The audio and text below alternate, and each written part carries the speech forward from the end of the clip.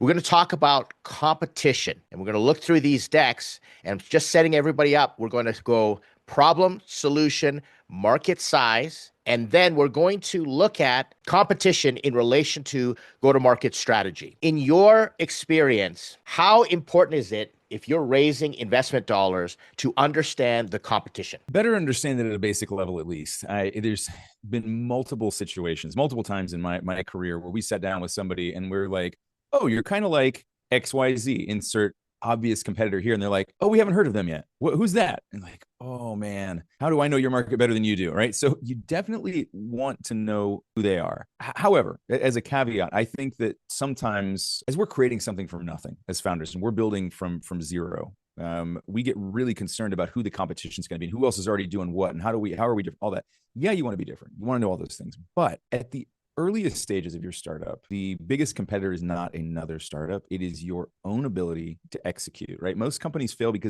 not because they can't ship, not because someone else beat them to some feature or the market or something else, right? I don't want you to obsess about who else is in the market.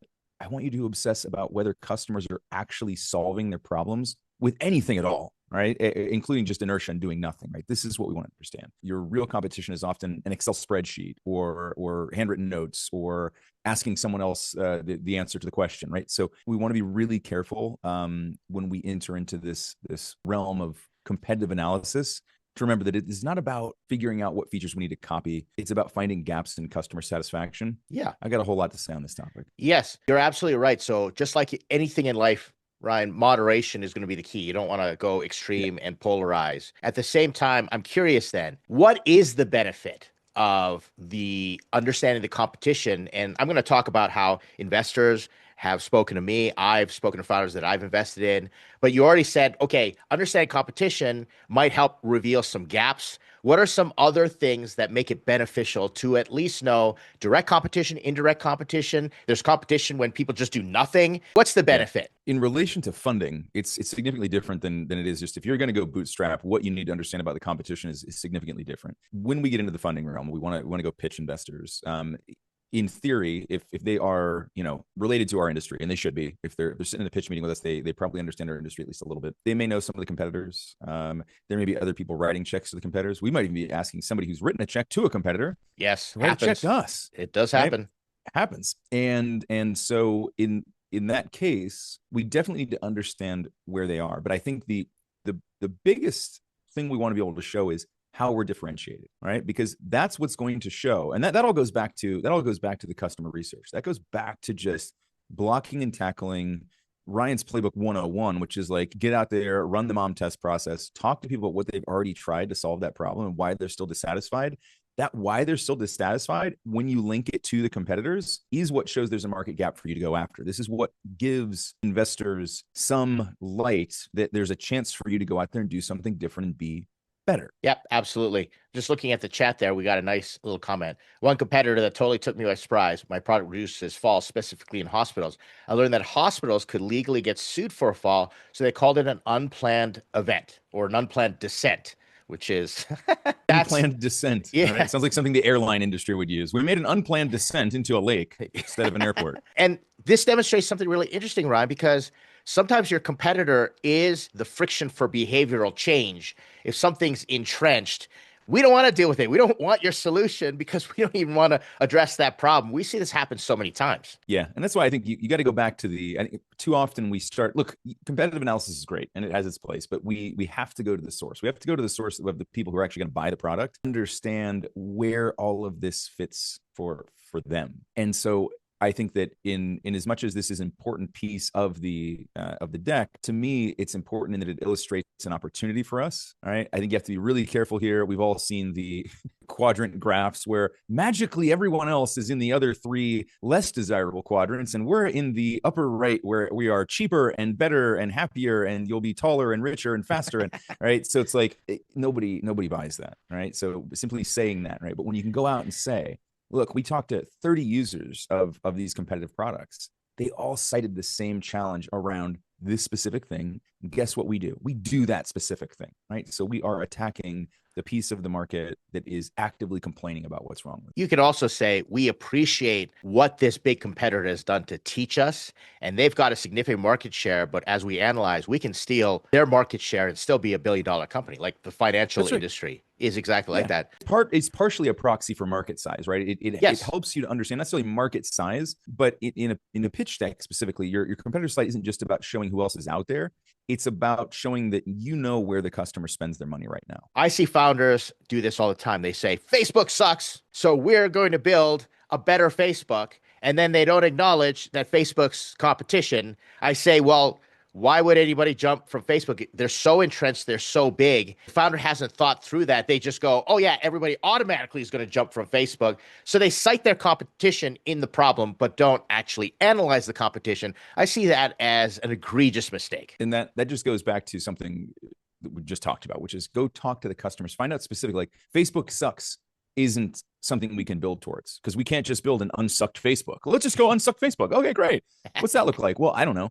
You got to know specifically, why do people think it sucks? What are the things that they believe, where they believe the platform is failing them? And can we specifically address those? And if we do, will that actually create lift? Now, you're still going to have to go back to the fact that they are massive. There's a ton of gravity on a platform like that. Now, most people won't be competing with something as big as a Facebook, right? There are just not that many industries where there are these massive Goliaths.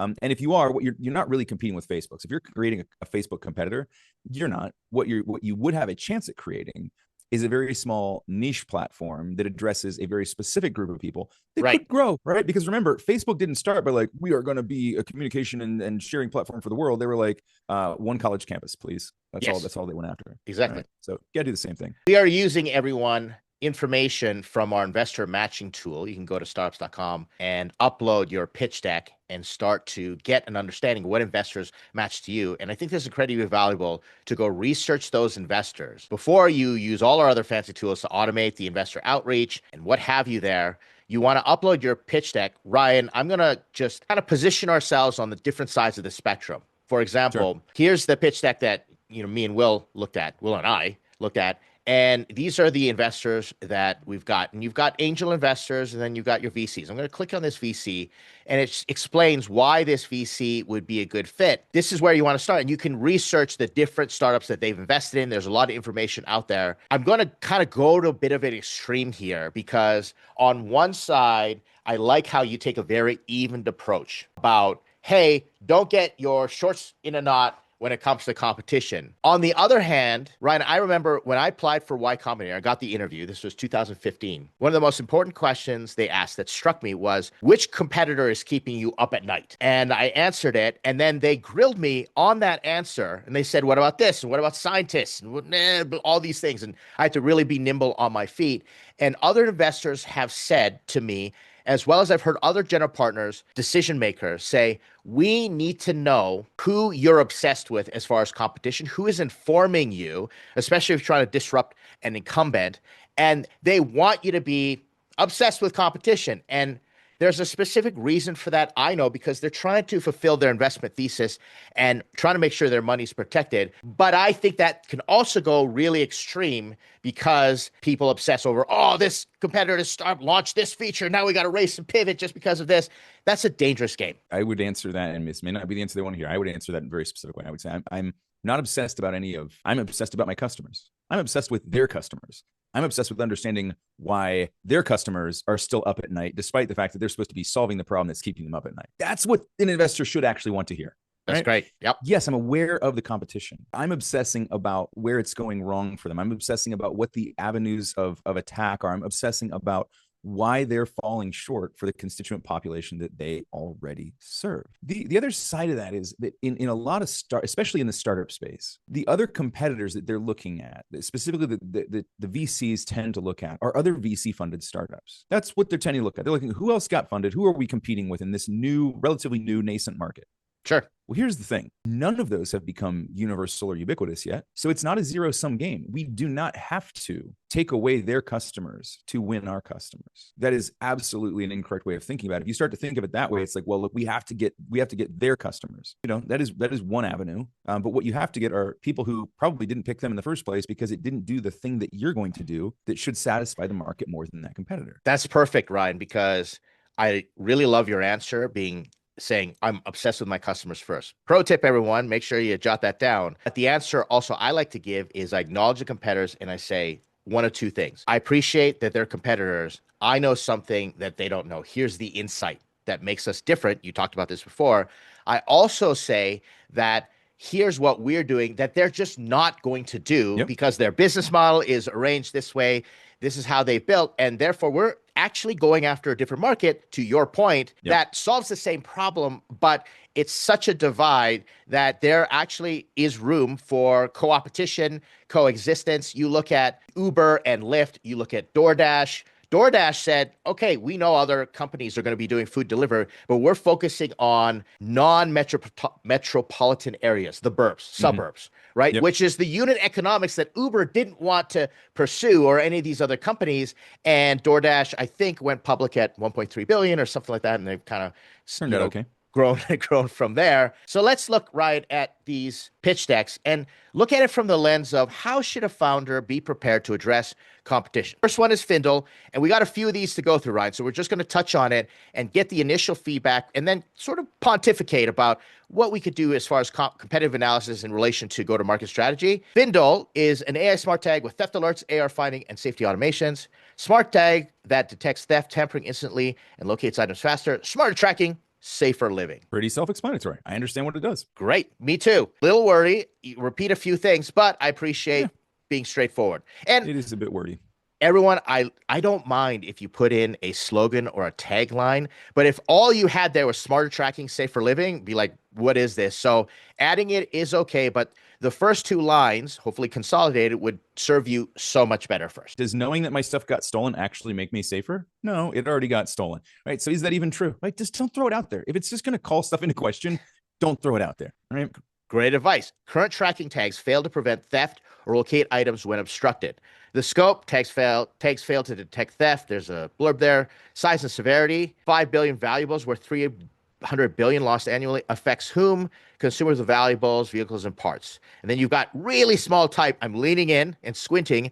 Estimated from reports, review data, etc. So it's a citation. What do you think? TMI here, TMI, and we've buried the lead with 5 billion in valuables, or 5 billion valuables worth over 300 billion per year are lost or stolen annually, which is cool. That helps me to understand how big the problem is. I'd also like to understand on this same slide, it says current tracking tags fail to, right? So let's throw a little bit of market size in there as well. What's the current, what are people currently spending on tracking tags and the fact that it's still failing them to this level, right? Despite spending X on current tracking technology per year, 5 billion valuables worth 300 billion still go missing. Now, is that 5 billion valuables that were tracked? I'm going to guess it's not. It says even with modern tracking. Now, I'm going to assume that's probably the total value, not just the tracked but failed to track properly value.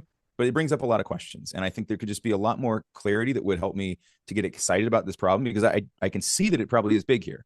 And I can see that there's probably a cool solution. There's enough money being spent on this stuff, but it's not hanging together as a consistent story. And there's way too much reading and way too little fun. But Ryan said, I agree, consolidate the key points in your headline sentence and then clarify and expand. If something like Ryan would have said, despite 3 million AirTags being distributed out there, 50% of those still result in theft, resulting in $2 billion in lost goods, something like that, because they fail to detect through furniture or the technology doesn't reach through. So the elements are there, but at least, Ryan, I think we both agree, what this startup does. Yeah. Problem in solving. Okay. An AI-powered smart tag that detects and locates instantly theft detection using real-time onboard machine learning, locates items, success metrics, proven to decrease theft losses by 86%, alert speed by 90%. It has some of the same challenges that the problem slide had. For sure. It doesn't exactly reverse it. Like the way they've gone about showing the problem, they're using a similar visual format, but the information architecture is different in this case. It doesn't talk about how that's going to reduce, like what's the quantified reduction here. We're talking about percentages there, we're talking about dollars on the other side. So can I simply apply those two, and if there are some kind of finite dollar amounts we're trying to impact here, why don't we just show those? Why don't we just cut to the chase and talk about, hey, by deploying our solution, in the market, we would reduce theft by this much, and in these ways. Right? I understand. Again, I understand what it does. Right. So Right. no major challenges here. This is better than some we've seen lately. We understand what it does, Ryan. It doesn't say why it does it better. And let me just explain for everybody who's watching with me, watching this video as well. If you say the problem exists, $10 billion is lost because the problem is slow, manual, and expensive, then in your solution, you need to say it's fast, automated, and 90% cheaper. You have to address, that's what Ryan's talking about in reversing the problem. So I'm going to go back here and explain how that works. In this, in the small text, it says that there's an issue with range and through walls or furniture, and you don't know whether it's missing. So now in the solution, you have to explain why AI helps with range, why this technology detects through furniture and walls and is faster, like people know it quicker. I don't know. And so right now, this looks to me, and I'm just going to be very direct. It's not a Startups.com member. They're just looking for advice. They're one of our subscribers. It just looks like a bunch of promises, but not really how and why you solve the problem. Yeah, I'd agree with that. And I think it does try to address that a bit. Like it says it locates items through walls and furniture using sensor fusion plus AR precision, our 3D precision findings tech. I don't know what that means. Yeah, it doesn't help me to understand that this will truly reverse the problem. And at this point, again, I don't need to understand exactly how it works. That's what the how it works slide is for. But I need to know enough about how it attempts to solve the problem, so that I can start to make some inferences about whether I believe it can do that, whether I believe that there's enough value in that solution, all that stuff. Right. So I think that there is a little bit of an attempt at quantification around success metrics at the bottom, but that's more like what it will do on an individual case basis, and less about how it addresses the overall like high level problem. Yes, Ryan, and we've got hardware founders here in the audience. I'm sure this founder has it all figured out in their brain. Like it is a reality. They've tested. They're super smart. I always assume that to be true. Yeah. I always assume the founder's sitting back there going, hear what I meant, not what I wrote. Please. Yeah. Right. But an investor can't just assume that. They have to take it at face value, what's communicated in the pitch deck. So we're just helping you. We're not bashing the tech. No, not at all. We are saying you're not communicating in a way that allows us to fully understand, hey, this is something we want to pursue, but at least we know what's going on, as Ryan said. So this is better than what we see. Market size. There's a huge market for smart tags and tracking devices. Everyone, these hyperbolic statements, if you don't quantify it, just don't put it up there. Next, we got TAM globally. We got 376 million users times 91.5 ARR. So $91 a pay a year. That's 34.4 billion. Sam, they're going to focus on Western and Eastern Europe. I'll argue that's not a Sam. But then SOM, France, Belgium. So they're going, and then the state of California, where there's 793.7 users that are going to pay $91 a year. Reason by choosing SOM, high tech adoption rate. Okay, so they did show the reasons there. Mm-hmm. What do you think? Yeah, look, I'm not sure that I agree with the reasoning necessarily. Nothing wrong with it, probably, but yeah, I'm not sure that's a SAM and a SOM exactly. It's kind of sort of, but okay. Those are just big geographic areas. So it's a high tech adoption rate. Sure. Let's see. I'll tell you where I've got a major hang up here is we're talking about a hardware tag and distributing this to the United States and distributing this to Eastern Europe. Although I appreciate Ryan just spent some time trying to dive into sort of psychographics of why you pick that. That doesn't apply here, as well as trying to figure out how can you narrow this down, because distributing out to these different countries, saying, okay, we're going to distribute to California, France, and Belgium, different countries, different laws, taxes, all sorts of friction that you have. I would write this off and explain that although I appreciate, founder, you trying to figure out an ICP, you probably would serve yourself better by taking that ICP and then just picking one country. That would make more sense to me. Probably so. Again, there may be something that we're missing around this. Maybe they already have some distribution, but that it's not stated in the why we chose this sum. So again, we have to assume that there's not, because if there was a better reason, it's like, well, we already have relationships with, the top 15 tech retailers in Eastern and Western Europe. Okay, cool. Like that's why we chose this then, not because of slightly higher density, high tech adoption rate. Like high tech adoption rate and tracking devices, I don't know that those are linearly linked. I'd rather see like this just happens to be where the most of these additional the current tracking units are sold, or where they're not sold, but for very specific reasons that we would address. Mm. Yep. Right. So is there a gap in these markets? You also may just be saying now we directly have to go and compete, which isn't necessarily something I want to see, given that we're talking about, competition today. If you go into the already saturated markets, you are putting yourself in a position where you have to head to head compete with their ad budgets, their marketing, Yeah, their distribution. exactly. I'm going to just guess that Apple and AirTag have slightly bigger budgets, teams, resources than Findle, right? I'm just going to guess. Perfect segue. I want you to act like the investor that has the expertise you do as a chief marketing officer. Sure. Let's just say you're a chief marketing officer for a unicorn company and you exited, and now you got piles of money and you are an LP at a big fund, and now you're sitting there as part of the committee. We know problem, solution, market size. So problem is AirTags aren't doing it. Just simply, we have a better AirTag. That's the solution. And we're going to be targeting, let's say, these countries for this demographic, psychographic. Immediately, just like you said about Apple, what starts going through your mind, even before we get to go to market and competition? What starts going through your mind? I'm right back to the problem slide around the notion that despite there are all these tracking devices out there, that stuff is still getting stolen, and there were these big quantities around it. I want to understand, what was the overlap between those? Is it just the case that more people haven't bought AirTags, and if they had, that problem would have also been better solved? Because if that's the case, then it means it's a customer conditioning problem. And if Apple's not getting it right, then you better tell me exactly how you have figured out you're going to do this. And there better be customer research behind it. There better be a lot of stuff. So this is going to come down to distribution, because if it's truly just a matter of, well, people just aren't yet aware that they could be protecting these things, right? Because we didn't see that those stats did not tie together in a way that told me that's just the unmet market, or that there was that those were failed attempts by the incumbents to protect people's goods. They were either stolen and not recovered, or it didn't qualify for insurance claims because there was no proof that they existed, or they were stolen, whatever it was, right? Are we actually going to be able to directly impact that number, and by how much? And is it truly something differentiated about our product, or are we just saying, look, there's still lots of blue sky out there? Here's the problem with blue sky. Sometimes it's really hard to reach, right? Sometimes there's a reason that sky is blue, right?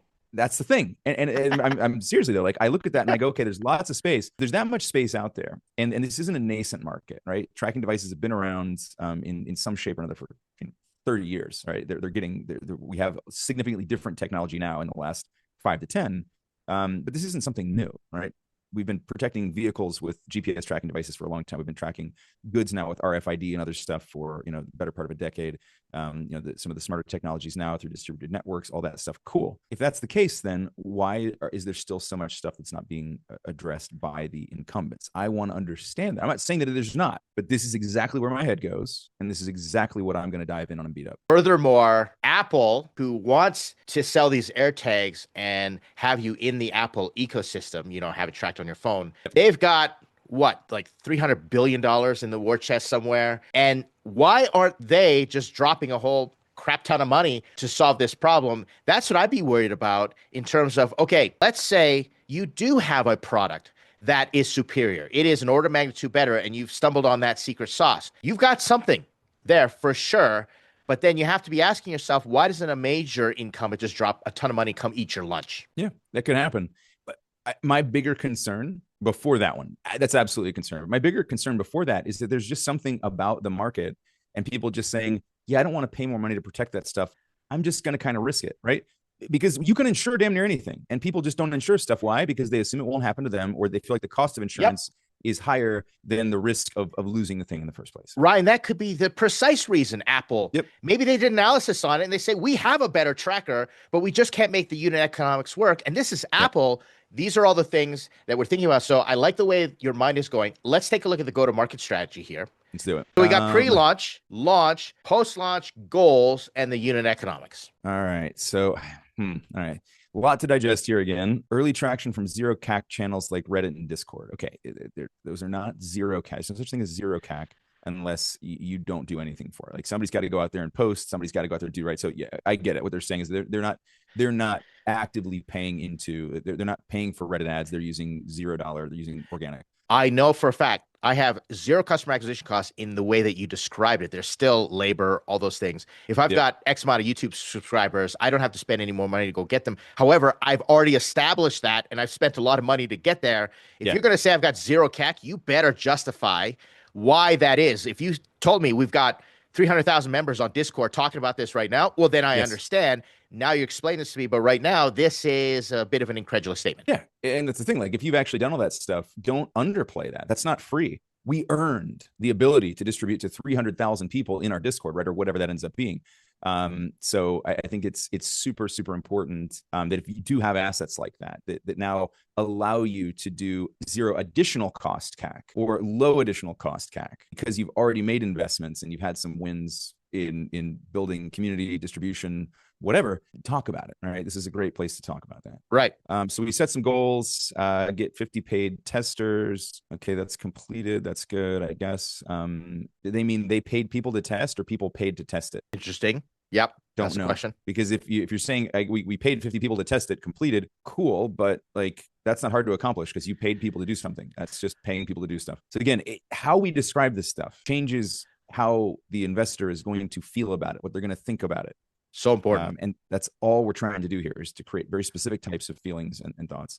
Okay, so we're going to use data from this phase to drive future decisions. It says nothing. That just says we're going to try to learn as we go. Yes, good. Of course you are. But what specifically are we using, right? Are we trying to figure out, like, we're testing 15 hooks to come down with the 3 that we think will work best as we go into our launch at Slush and then at CES? Where are we using this, and what specifically? Like, using data to drive future decisions, it doesn't tell me anything, right? So we've got a target of 3,000 waitlist members. They've gotten 835. Great. I'd love to know more about how that happened. How did we do that? What was the effort it took to get to 825? I think this section is the most important part of the slide. I could literally do without the rest of this slide. If you just said go-to-market strategy is based on us, I want to know how you found those 3K waitlist members and then how you're going to double down on that. We talk about this all the time. If you've got something good here, Ryan keeps saying, highlight it, don't hide it. They say it's like putting a light under a bowl, right? It's just pointless. Talk about that. And this, I think, Ryan, you and I both would say, this speaks so much more volumes that they've actually gone out. And this means they've had customer conversations. They've got something going that can be measured. And then we throw a different unit economics thing at the bottom there. Initial CAC, where we talked about it, was 0 CAC. Now it's $1. I believe if we look at the end of that, it says projected. I assume what it means is that entire line is projected. So what I would put then is projected initial CAC, if we want to do that. Right? It's also like crazy round numbers, $1, and then it's going to be 50 cents. And then we've got an estimated LTV of 120. That is probably a little easier to sort of figure out. That can be based on purchase price, any recurring revenues, and what the market currently does. So that, I think, would probably work out okay. In terms of where they got this projected $1 down to 50 cents CAC, I have no idea, because it doesn't tie to anything above. Don't put stuff in. The more stuff you put in, the more excuses you give the investor to question, to doubt, to get into a situation where they're like, oh, there's too much going on, the friction in the brain, and then you're going to lose them. Friction and or ammunition, right? Because if you start throwing numbers like that at a math nerd, analytical pedant CMO like me, expect me to start to weaponize every bit of that, to ask questions, not out of malice. Right. But like, I'm like, okay, cool. How did we get here? What was this? What was that? And like, a lot of this stuff, my guess is we're too early. A lot of it's going to be indefensible. Right. If you can't defend a thing, don't put it up there. If you think it's going to be asked anyways, be prepared to do your best to talk around it. Don't open up a bunch of doors to empty rooms. That's what's going through the investor's mind, because this startup just told me that they've got this cool fangled dazzled 3D technology, everything. There's AI embedded into these air tags. And I'm thinking to myself, what is the unit cost to do all this stuff? And unless you've already got a factory, unless you already produced like tens of thousands of them, we just don't believe that you can get your cost down on something with big promises. Competition slide. All right. So this is the end game here I want to look at. Findo leads in core performance metrics across the competitive tracking tag market.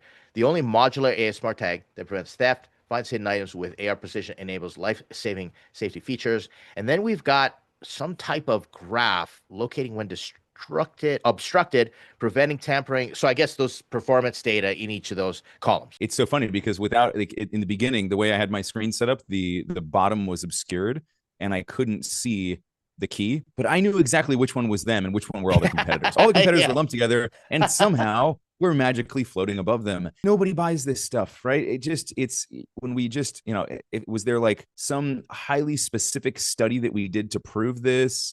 Was there, how do we have data around this? If we do, I haven't seen it yet. Is there some tiny text at the very bottom of this that I'm not seeing? No, that's just a No. white line.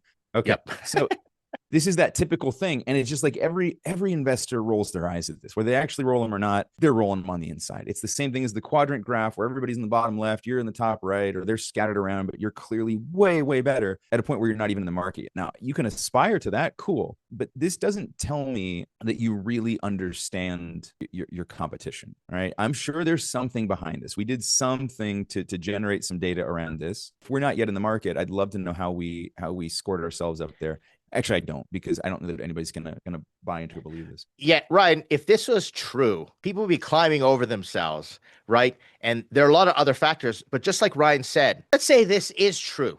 It actually is true. Well, then go verify and explain to us how you did it. I've seen AI companies, what they did is they sent their AI and then they sent Google's AI and some other incumbents for specific niche testing. And they had it verified by third party. This was done by this institute, came back, these are the benchmarks, here we go. Believable. But coming up with your own data and saying everybody's bad and we're awesome, that, investors see through that a mile away. Yeah, this isn't about you dunking on the competition. I think that's what people get, that where they get the competition slide. Strong insights in a deck are going to come like quote reviews, quote feedback, interviews.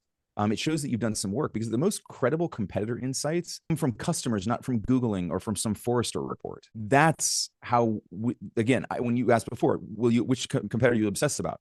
None of the competitors, but I will obsess about their customers because I want to understand exactly why. How does that change our ability to let the world know that that's actually true? How does that help us with distribution? Do we know that customers understand that there's a shortfall here? Do we know that they believe that personal safety automation through Apple AirTag is absolutely atrocious? Because if they don't, if this is a problem that they're unaware of, right? Do they know that we're going to be 30% better on locating when obstructed? How often is that a problem for them? Because this is why people buy stuff. Right. When I was working in .com 1.0, I worked for a company that it was roughly a 30 times better compression algorithm than MP3. And guess what? Their idea, which everyone thought was total futuristic, we're going to stream music on the internet and allow people to give it a thumbs up or thumbs down to determine what songs play more, on their feeds. And they're going to be different stations, etc. Right? This is way back in, Ryan, 1999. This is when I was working for the startup. We did a little before their time. We did a launch party. We had the Village people there. Cisco was there.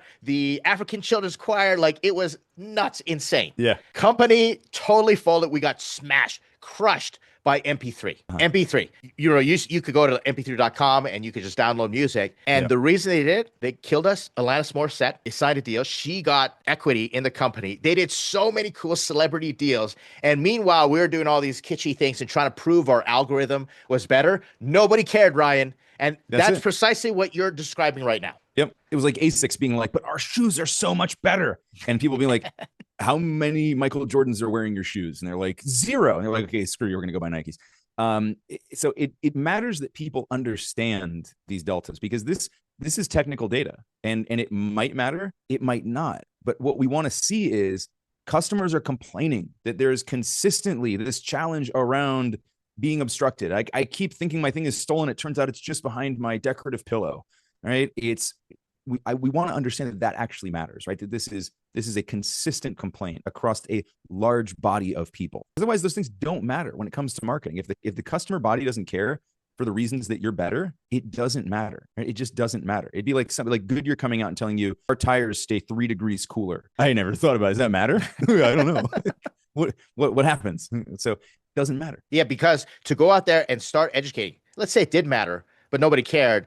The advertising spend, oh man. And that's what investors worry about as well. All right, let's wrap this one up, Ryan. So based on this, for the founder, what would you tell them? Go back to the drawing board and let's fix this, and this. Yeah, I'd invite them to show up to a couple of our pitch deck perfection sessions, or maybe jump into the pitch deck boot camp. and just look at how Will talks through showing problem and solution.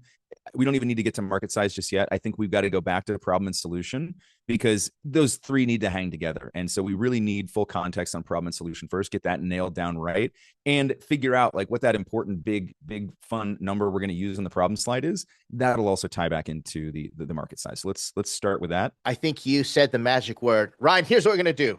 I'm going to send this founder a 14-day trial to come hang And out you in the get a pitch workshops. deck perfection, and you get. I've always wanted to have my Oprah moment. Is this it? This is it, man. This is Yes, it. we're doing it. Yeah, get them in there because I think my guess is that they have all this information and that they just when they went digging through their info pantry, they just overcomplicated the soup. We just need a few less ingredients here and pick a few better ones. I think in terms of the data, I'd be willing to bet these founders have all the information. They're just having a hard time picking the right biggest blocks to tell the story. And so I have a feeling that with very little additional input, they're gonna nail this. I'm looking forward to seeing this thing like a week. Ryan, let's go full Oprah just for a moment, okay? Because I haven't been able to get these pitch decks. We currently have a waiting list for these pitch decks. So I apologize, everyone, if you're waiting. Will and I did touch upon this. I'm going to send this founder a promo code as well to spend 14 days with us. And just inviting everyone out there, if you are looking for your pitch deck critique and review and you send it in, you have the courage to do so, which we really appreciate. It takes a lot of courage, doesn't it, Ryan? To just come in front of the gauntlet Absolutely. like this? Yeah, 100%. absolutely. Hand over your information, hand over your baby, and ask people to tell you what's wrong with it. Yeah. And here's another one. And so we're accountable. Xenophi, we looked at this as well. I'm going to send a 14-day trial. Ryan, just let's give it a plug again. What could they expect when they come in? Why should they take us up on this offer? Yeah, well, because look, we do this day in, day out. We see tons and tons of decks. We see great ones, we see good ones, we see okay ones, we see bad ones, we see absolutely awful ones. And the good news is there's a cure for all of it, right? And we have done this for so long. Will and yourself in particular have been doing deck reviews and helping people to figure these things out for so long, both for yourselves and for companies that you help, that we just know where people hit their heads on the bar and where they fall in the hole. So we can tell them when to duck and when to jump. We have the answers to these questions and we can make it significantly easier because the cost of getting this wrong is your raise. The cost of getting it right without help can be weeks and months of time and probably failures with investors first until you figure it out.